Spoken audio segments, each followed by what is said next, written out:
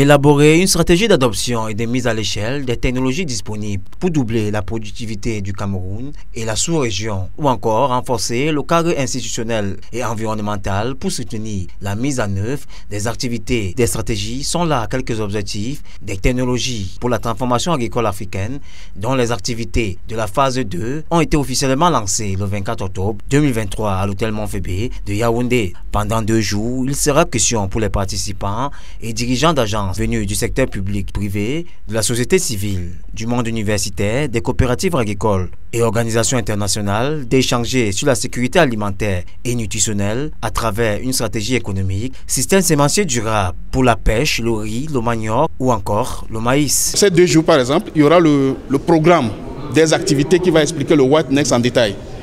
Quand est-ce que les partenaires se mettent ensemble pour le maïs, par exemple? Quand est-ce qu'on choisit les variétés avec lesquelles nous voulons travailler, pour quelle saison?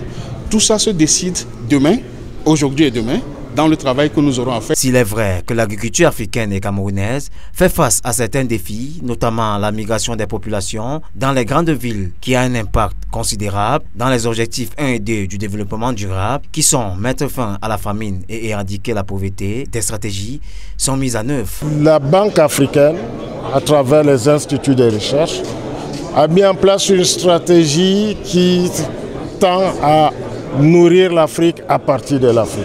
Nous avons les potentialités parce que l'Afrique a 60% de terres arables. L'Afrique a une population jeune. L'Afrique a des terres fertiles et une hygrométrie densifiée. Ouvert ce 24 octobre, les travaux qui vont durer 2 jours vont se refermer le 25 octobre prochain avec des résolutions importantes afin de tourner définitivement le dos à la famine et éradiquer la pauvreté. Photo